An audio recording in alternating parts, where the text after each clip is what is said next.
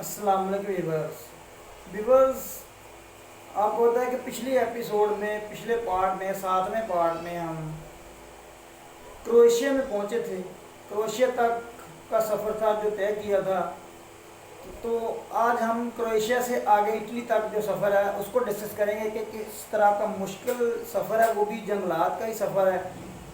तो डैंकी एक बहुत बड़ी मुश्किल का नाम है, इसलिए सब लोगों से मेरी इल्तमास है कि वो डैंकी डैंकी बिल्कुल ना लगाएं, बाई एयर जाएं, अच्छे तरीके से जाएं यूरोप में, तो तभी ठीक है। वरना रास्ते में आपको किसी भी वक्त जान का खतरा हो सकता है, माल का खतरा हो सकता है, जान भी जाती है, पैसे भी जाते हैं, और घर वालों को भी बहुत ज़्यादा कुफ्त उठाना पड़ती है।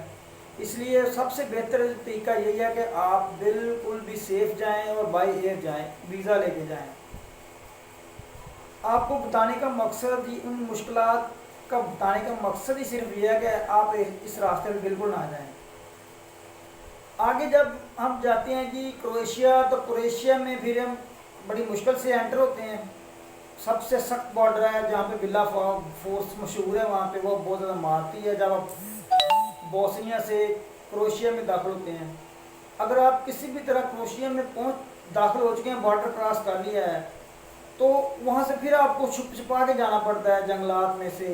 कोई बंदे टैक्सी में जाते हैं, टैक्सी की गेम भी चलती है, पैदल गेम भी चलती है, ट्राले वाली भी चलती है, ट्रेन की भी चलती है। जिस तरह भी किसी का, जहाँ पे किसी का काम बन जाए, वो उस तरीके से वहाँ से एंट्री करता है स्लोवेनिया में। क्रोएशिया से स्लोवेनिया में एंट्री करता है, फिर स्लोवेनिया से आगे आता है जी इटली। स्लोवेनिया जो आखिरी शहर है, उसके आखिरी कंट्री है, छोटा सा कंट्री है, उसके साथ ही इटली आता है। इटली का शहर है ट्रेस्टे। ट्रेस्टे जो स्लोवेनिया के साथ लगता है। आप जब इटली में दाखिल होते हैं तो सबसे पहला शहर जो इस रास्ते में आता है वो ट्रेस्टे है। ट्रेस्टे आप पहुंच गए हैं, तो जब आप इटली पहुंच चुके हैं, वहाँ पे जाके लोग जो भी इनका मिशन होता है वहाँ पे जाके करते हैं। कैंप में जाके अपना लेते हैं, केस वगैरह करते हैं, सो ऑन। उसको प्रोसीजर का मुझे इतना नहीं पता है, लेकिन वहाँ पे जाके कहते हैं कि वो केस करते हैं, और वहाँ पे कागज़ वगैरह लेते हैं, पेपर वगैरह लेते हैं उस मुल्क के। किसी को 2 साल में मिलते हैं, किसी को 3 साल में मिलते हैं। क्रोएशिया में जो सफ़र है, क्रोएशिया के अंदर, वो भी बहुत कठिन सफ़र है। जंगलात हैं, वहाँ पे भी हाथ कदम के ऊपर आपको जान को खतरा है, पकड़े जाने का खतरा है, बहुत मुश्किलात वाला सफ़र है। तो जो पैदल वगैरह जाते हैं उनके लिए तो बहुत ज़्यादा मुश्किल हो जाती है। टैक्सी वाली गेम बहुत ही कम निकलती है और बहुत ही कम पहुंचती है, बहुत ही कम। सख्ती इतनी ज़्यादा, चेकिंग इतनी है कि टैक्सी गैर कानूनी बंदे को लेके जा ही नहीं सकती वहाँ से। इटली में इतनी ज़्यादा चेक एंड बैलेंस है उनका। तो टैक्सी वाली गेम बहुत कम, बहुत ही कम। महंगी बहुत है, लेकिन बहुत कम ही लेके जाते हैं, क्योंकि डरते हैं लोग पकड़े जाएं तो सज़ा बहुत ज़्यादा बड़ी सज़ा है इसकी। इंसानी सबल की सज़ा बहुत ज़्यादा है। तो 20 साल तक कैद की सज़ा हो सकती है इसमें। इसलिए वो लोग डरते हैं टैक्सी वाली गेम से। जो लेके जाते हैं वो टैक्सी वाले नहीं इस तरह के गेम में लेके जाते। वहाँ पे बहुत सख्त कानून है वहाँ पे। तो ज़्यादातर लोग पैदल ही जाते हैं। तो पैदल जंगलात का सफ़र है, बहुत मुश्किल है। पाँव में छाले पड़ जाते हैं, आपसे चला नहीं जाता। रास्ते में भूख भी आपको मार देती है, प्यास मार देती है, पानी का बहुत मसला है। जोहड़ों से गंदा पानी पीना पड़ता है वहाँ पे, क्योंकि आप कौन सा किसी शहर में से या किसी बस में जा रहे हैं, आप वहाँ इलीगल जा रहे हैं, छुप छुप के जाना है। ये नहीं पता इधर कितने दिन लगेंगे, क्या होगा, खाना मिलेगा या नहीं मिलेगा। तो वो जंगलात बहुत मुश्किल जंगलात हैं। इसलिए आप लोग इस रास्ते पे जाने से बिल्कुल गुरेज करें। क्रोएशिया में बंदा फिर सफ़र करता करता करता करता पहाड़ियों का सफ़र ज़्यादा होता है। वहाँ पे छुपा के पहाड़ियों ऊपर जा रही हैं, नीचे ऊपर नीचे जा रही हैं, आ रही हैं। पहाड़ियों से पैर फिसलने का भी खतरा होता है, पैर फिसल के भी लोगों की जाने जाती हैं, लोग ज़ख्मी हो जाते हैं। तो वहाँ से फिर बहुत मुश्किल के साथ क्रॉस करके इन रास्तों को फिर बंदा जाता है स्लोवेनिया। स्लोवेनिया की अभी सूरत हाल ये है, करंट जो है कि स्लोवेनिया का जो बॉर्डर उसके साथ है इटली के साथ, पहले उस पर सख्ती वगैरह थी, मतलब पुलिस वगैरह चेकिंग वगैरह थी, लेकिन वो अभी चेकिंग ख़त्म हो गई है बिल्कुल। उस बॉर्डर पे, बॉर्डर नहीं है वो, एक समझने के सड़क है, सड़क को क्रॉस करते हैं तो अगली तरफ आ जाता है इटली, और सड़क के पीछे इस तरफ स्लोवेनिया है। तो अभी उन्होंने वहाँ पे सख्ती ख़त्म कर दी है, वहाँ बिल्कुल नरमी हो चुका है जो आजकल के दिनों में चल रहा है। इसके बाद कब सख्ती है जो कुछ पता नहीं है, लेकिन अभी जुलाई 2022 है, तो अभी को जो करंट वहाँ पे सिचुएशन है वो ये है कि वहाँ पे बॉर्डर सिस्टम ख़त्म हो चुका है, फोर्सेस नहीं है वहाँ पे कोई भी। तो जो बंदा स्लोवेनिया में एंटर हो चुका है, स्लोवेनिया क्रॉस करके वो सीधा इटली में बड़ी आसानी के साथ जा सकता है। इटली में जाते हैं, रास्ते में जाते हैं, वहाँ से फिर कुछ ट्रेन के ज़रिए, जैसे भी किसी का होता है, किसी के कुछ आगे रिश्तेदार होते हैं, किसी के नहीं भी होते, तो वो अपने तौर पर भी जो भी है टिकट वगैरह लेता है, किसी से कहता है मुझे टिकट ले दो, क्योंकि आपको कार्ड के बगैर टिकट नहीं वहाँ पे मिलती, तो आपको किसी से कहना पड़ता है कोई आपको टिकट ले दे। अगले शहर में जाना है, इटली के रास्ते से आगे जाना है, किसी कैंप में जाना है, कैंप की तलाश करते हैं लोग ज़्यादातर, कैंप के करीब जाऊँ, फिर पुलिस को जाते हैं, पुलिस के पास भी जाते हैं, जब या तो लोग सीधे जाते हैं पुलिस के पास, वो आपको कैंप में ले जाते हैं, या फिर सीधे कैंप में चले जाते हैं, तो वो आपको फिर थाने में एक बार लेके जाते हैं, वहाँ पे वो फिंगर वगैरह आपके होते हैं, इस तरह को कुछ चक्कर चलता है लंबा चौड़ा, तो मुश्किल है वो भी बहुत, मतलब वो बहुत टाइम लग जाता है बंदे को, 3-4 साल बाद जाके पेपर मिलते हैं। तो इटली का मुल्क जो है वो आपको जल्दी पेपर देता है, इसलिए ज़्यादातर लोग पाकिस्तान इटली में जाते हैं, वहाँ से पेपर हासिल करते हैं यूरोप के। तो इसके अलावा जो दूसरे कंट्रीज़ हैं उसमें बहुत देर से मिलते हैं पेपर।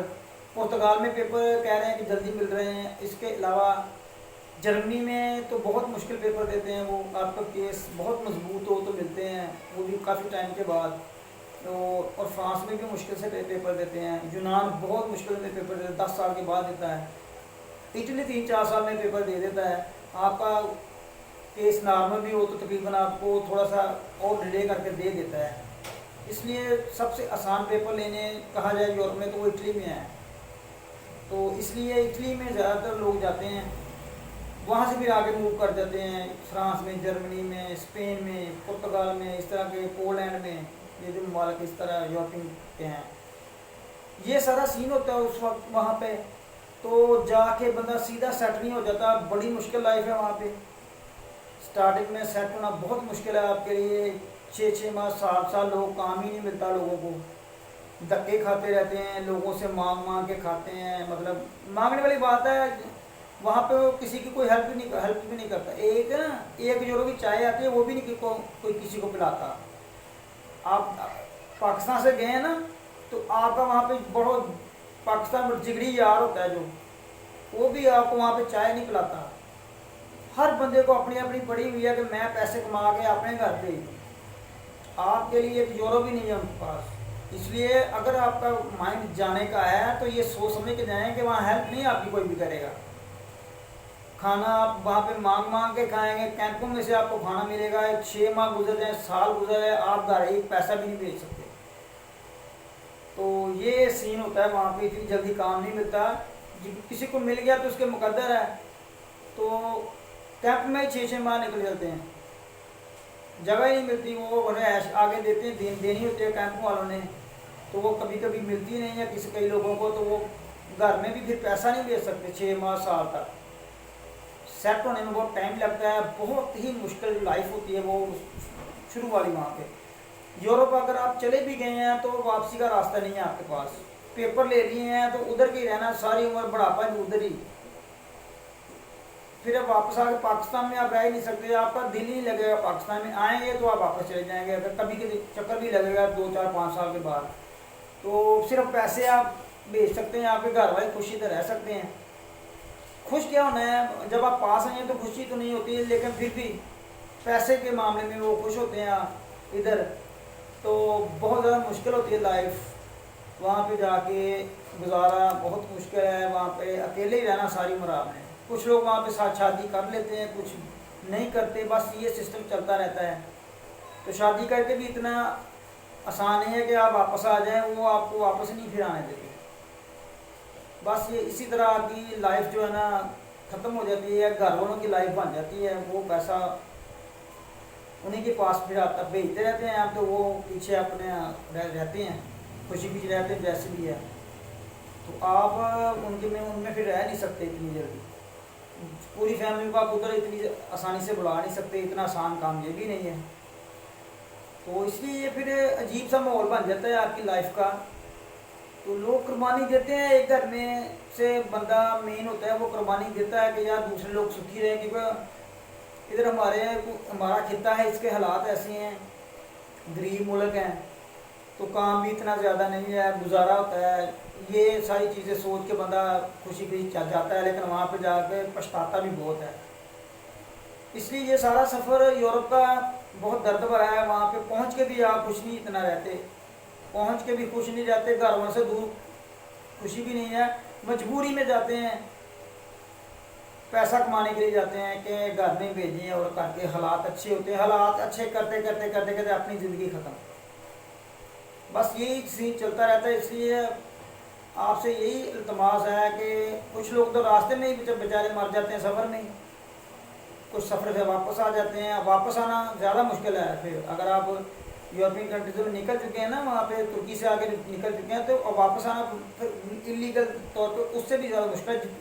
जितना मुश्किल जाना है उससे डबल मुश्किल आना है। पैसे फिर आने के भी उतने ही वो मांगते हैं, तो घर में पैसे नहीं होते, फिर आपके पास छितर खाने के अलावा कोई और ऑप्शन नहीं बचती, बहुत जलील होते हैं आप। तो कुछ लोग ऐसे ही लाइफ ख़त्म कर लेते हैं, वहाँ पे मर जाते हैं बेचारे, भूखे ही मर जाते हैं। ये सारा सीन होता है। इसलिए आपसे इल्तमास है कि आप बड़ा सोच समझ के कदम उठाएं, जो भी उठाएं।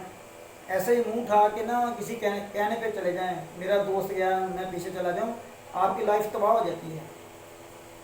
पैसे के चक्कर में लाइफ तबाह हो जाती है। इसलिए मजबूर लोग जाते हैं, बिल्कुल जाते हैं। इससे मैं इत्तेफाक करता हूँ कि उनके घर में फाके हो रहते हैं, फैमिली बड़ी होती है, कुर्बानी देता है बंदा। लेकिन यह है कि कुछ लोग जो शौकिया जाते हैं ना, उनके लिए बहुत मुश्किल होता है वहाँ पे रहना। तो ये हमारा इटली यूरोप का सफ़र था। इसके बाद भी आप मुझे कमेंट किया करें कि किस मौजू पे मज़ीद मैं वीडियोस बनाऊँ। ये हमारा 8वां पार्ट था। तो यूरोप में इटली तक का मैंने आपसे कहा था शुरू में कि बनाएंगे हम, इटली तक बन चुका है। अभी और भी मौजूआत हैं, इटली से आगे जर्मनी कैसे जाते हैं, फ्रांस, पुर्तगाल वगैरह, स्पेन वगैरह में, उसके भी हम आगे अलहदा से बनाएंगे पार्ट। अभी ये कहानी इधर से ख़त्म कर रहे हैं आज। तो बड़ा मेहरबानी सब लोग, जो लोग भी देख रहे हैं, जिनको मेरा चैनल अच्छा लगता है, मेरे चैनल को सब्सक्राइब करें, मेरी वीडियोज़ को देखा करें, उनको लाइक किया करें, शेयर किया करें, कमेंट लाजमी किया करें। कमेंट की फीडबैक आपने लाजमी देनी है। कोई क्वेश्चन होता है वो पूछना होता है वो पूछें, मैं उस पर आपके क्वेश्चन पे आगे फिर वीडियो बना दिया करूँगा कि यार इसका ये जवाब हो, उस पर पूरा टॉपिक बना दिया करूँगा। ये सारा इसी तरह ये सिस्टम चलेगा, आपकी हेल्प के साथ ही चलेगा, आपकी फीडबैक के साथ ही चलेगा। तो आज का हम सफ़र भी यहाँ पे ख़त्म करते हैं। तो ये मुश्किलात होती हैं, ये सारी बहुत बहुत मुश्किल लाइफ होती है, इतनी आसान नहीं होती। हम यहाँ से कहते हैं ये पाकिस्तान से ये यूरोप जा रहे हैं, यूरोप पहुँच चुके हैं, बहुत मुश्किल लाइफ है वहाँ पे। आपकी सोच है जितनी मुश्किल लाइफ है। शुक्रिया।